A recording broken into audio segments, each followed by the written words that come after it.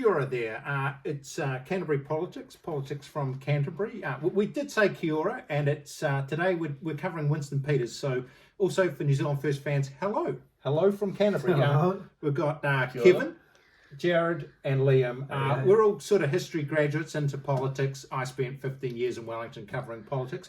And today it's a free-flowing discussion about New Zealand First and Winston Peters. It's their conference today. They've launched the ad. What was the slogan? Bring back... The old times? No, bring back... I thought it was common sense. Oh, yeah, bring back common sense. I only remember the common sense part of it. That's okay. They've got a video out there. We'll get it in future. What I want to start the podcast off with is actually some news. I want to start off with some news. Juicy news. Juicy news. So I'm going to flick this camera around. I'm going to show a Radio New Zealand podcast about disinformation. Disinformation. In it, we see... COVID is a hoax. Well, that's the idea behind it. Yeah, that was on the screen. We don't want to get banned from YouTube. Thanks, Jared. COVID is real. So if we're looking at this, Winston Peters does make an appearance, as does David Seymour. Disinformation's designs are aimed at the heart of David Seymour. That is the sole purpose of disinformation. Anyway, but basically it's quite frightening. We're all quite frightened by what was in that podcast. But, and I've got the glue pen out here, guys. I want to discuss this.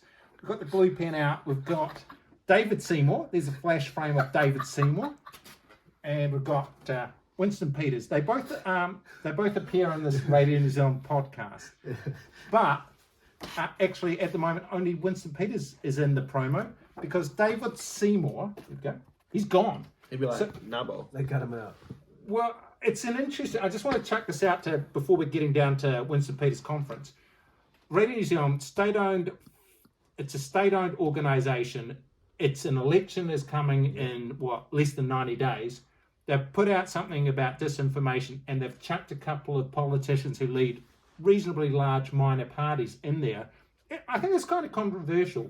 So you think that they're trying to, the state-run media is trying to discredit these two? Well, I'm just saying it's an interesting thing. And what's more interesting is the fact that David Seymour has disappeared from it. It's like someone in the ACT Party headquarters has gone, what on earth are you doing putting David Seymour in just as you're putting about the election and disinformation? So not necessarily that they did it intentionally, but that the association of these two. It's very clearly when they're talking about disinformation in this podcast, then they show Winston Peters and David Seymour. There's other MPs that are going to be in it. There's James Shaw, who was assaulted by a crazy guy, or a guy, I'm not saying crazy, we don't want to get sued, was assaulted in 2019 by a guy yelling about the United Nations.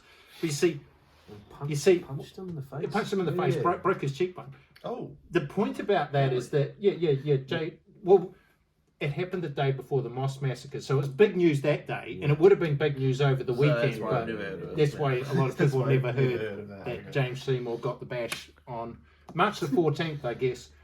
So James Shaw's in it, and some other MPs are in it, but they're in it basically as, I guess, champions against disinformation. And that's what's interesting. And anyway, I thought it was quite controversial. Radio New Zealand isn't exactly the champions for the truest of true information either. Well, they were recently in trouble over alleged disinformation from the Kremlin. Anyway, I just personally think that it's very interesting that state-owned radio has decided to make a disinformation podcast and chuck two people that could actually be in the government in a few months in it. So they're trying to save face after that whole debacle. Well, no, it's just the usual. So you could get everything you could get out of Radio New Zealand's podcast. You could get out of reading a Stuff article six months ago. It's just Kay Hanna from the Disinformation Project. It's the usual. Is the election under threat from disinformation? The only thing of Jacinda I saw was beside a big swastika. And in the video. In the video, in the video, which is obviously excessive. But let's pull it back to New Zealand first. Let's pull this free-flowing... Let's pull this back to... I would agree. Thanks, Jared. What we're discussing is Winston Peters and New Zealand First. they've launched their policy. They launched 5 policies. I think the first one is they're trying to save New Zealand from racial division, or they're trying to save democracy. It's tricky because 5 policies, I think, is too many. The Greens have kind of gone with 2. They're fighting climate change and inequality. And I think they've got to... Vague. Well, it's easy to remember 2 policies. Yeah. Winston Peters has come out with 5 separate policies. Or 5, he's campaigning on 5 major issues for the election. So that's quite a lot by political standards. Yeah. I was brought up with the old 3 policies. So the Greens would always have something like kids, rivers, jobs. Yeah. So I can remember that now. Yeah. Then I'm struggling. I looked at Winston Peters' policies and I tried to remember. I know that there's law and orders in there. I think that might be number 3 or number 2. I know that there's, I guess... The whole language sort of pushed for Māori names on places. Well, I'm not sure that's an official policy of New Zealand First, but it's in there as well. I have heard him speak vocally about, like... Yeah, he's spoken vocally about it, but I don't know if it's their official policy. Okay. It could come under the It's not mandated, you could say. Well, none of them are going to be mandated, because this is the other thing I'm going to throw out. Winston Peters and different people within New Zealand First are kind of come up with these remits like, I think one of them was Treaty of Waitangi claims over by 2024 or 2025, like quite soon, right? But that's never going to happen, right? They can come up with this, or we're going to make gangs terrorist entities, right? Well, again, that's not going to happen. Essentially, what will happen if New Zealand First get back in is that, here's my pick, Winston Peters will he'll try and become foreign minister or something. Shane Jones will be a minor minister of economic development. None of the other candidates you'll ever hear of.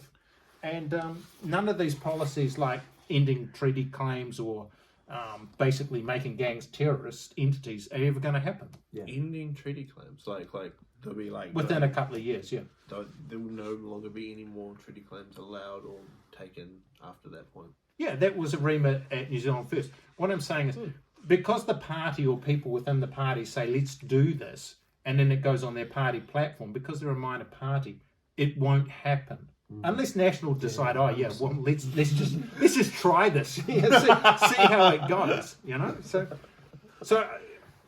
but the way it works is that builds the base, but it also builds that sort of real anti in the suburbs of Ponsonby. Oh my God, what's going to happen with New Zealand First? Relax, Ponsonby, it ain't going to happen. And the reason behind that is another paste. Here's some New Zealand First candidates. You'll never hear of these people. This guy was actually in Parliament. I never even heard of him. I was working there at the time. Lawrence Turnbull. Got little bios as well. Lawrence is a wealth of experience in his background in corrections. So what I'm saying here, there's a lot of people that will stand for New Zealand First. They'll never get elected. They might have 6 or 7 MPs. You'll only ever hear of 1 or 2. Here's a test. 2017, the last time New Zealand First was actually in Parliament.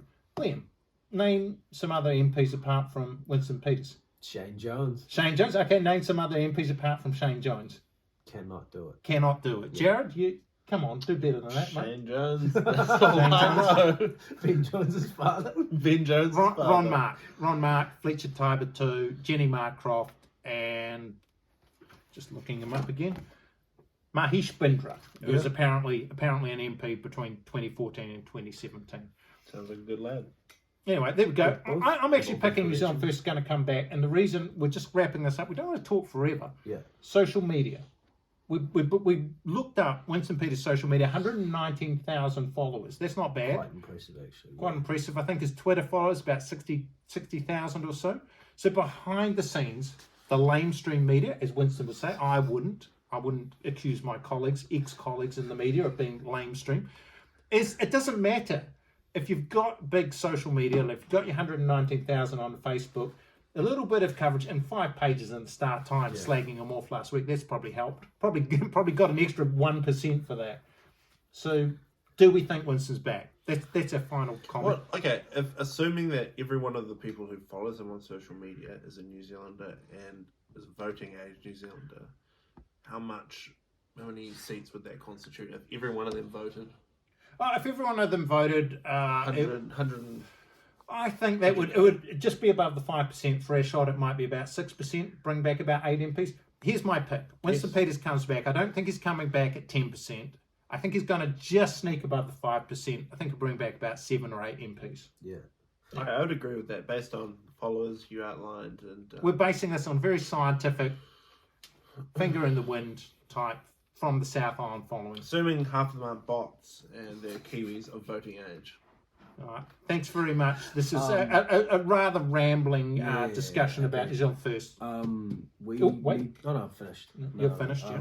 We need to know exactly, like, write down his fucking.